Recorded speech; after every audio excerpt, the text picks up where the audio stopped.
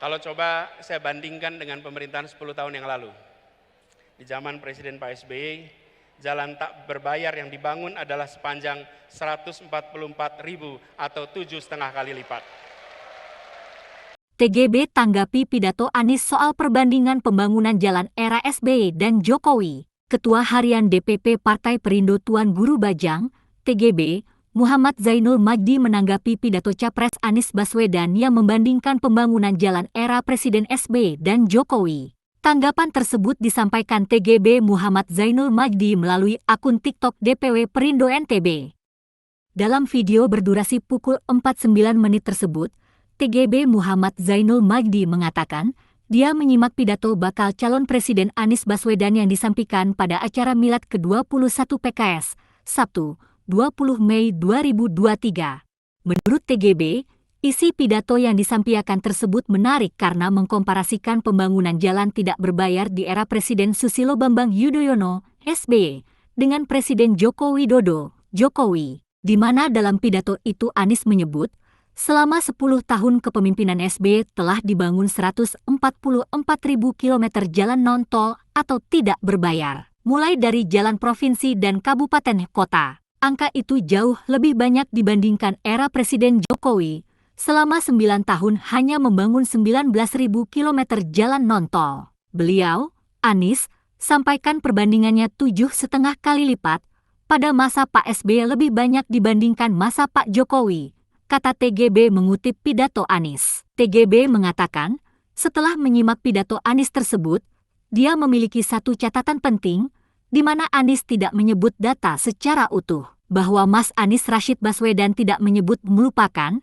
saya tidak tahu ini sengaja atau tidak sengaja. Mestinya sebagai bakal calon presiden beliau memaparkan secara utuh, kata TGB. Dalam pidato tersebut, Anies, kata TGB, tidak menyebut data jalan desa yang dibangun di era Presiden Jokowi, di mana selama 9 tahun memimpin sampai akhir 2022, Presiden Jokowi telah membangun lebih dari 316.000 km jalan desa. Kita tahu, bicara tentang mengurangi kesenjangan, bicara tentang mewujudkan keadilan sosial bagi seluruh rakyat Indonesia, salah satu instrumennya adalah meningkatkan kemakmuran di tingkat desa, kata mantan Gubernur Provinsi NTB ini. Meningkatkan kemakmuran di tingkat desa, lanjut TGB, yakni dengan mempercepat aktivitas ekonomi dan memperbesar porsi ekonomi yang dirasakan masyarakat tingkat desa. Salah satu strateginya adalah dengan mengurangi biaya logistik dan memperlancar arus barang dan jasa di desa. Produksi-produksi petani kita,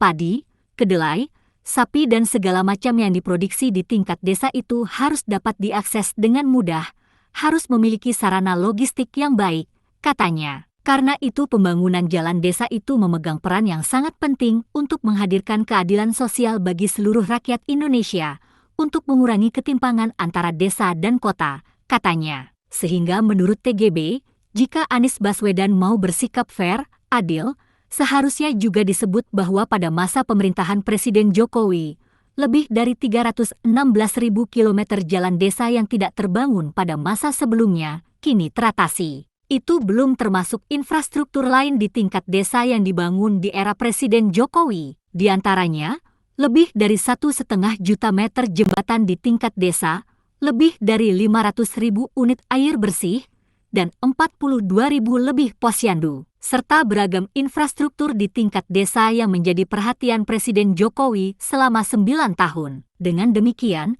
kalau kita menyampaikan data secara utuh, pembangunan jalan tidak berbayar pada masa Presiden Jokowi, mulai jalan nasional, jalan provinsi, jalan kabupaten kota, dan jalan desa, maka angkanya adalah sekitar 340.000 km, jauh di atas pembangunan jalan tidak berbayar pada era sebelumnya, katanya. Di akhir tanggapannya, TGB berterima kasih kepada Anies Baswedan yang sudah menarik kontestasi kepemimpinan menuju ke kontestasi gagasan. Hanya mohon data-data disampaikan secara utuh, jangan setengah-setengah, tandas TGB.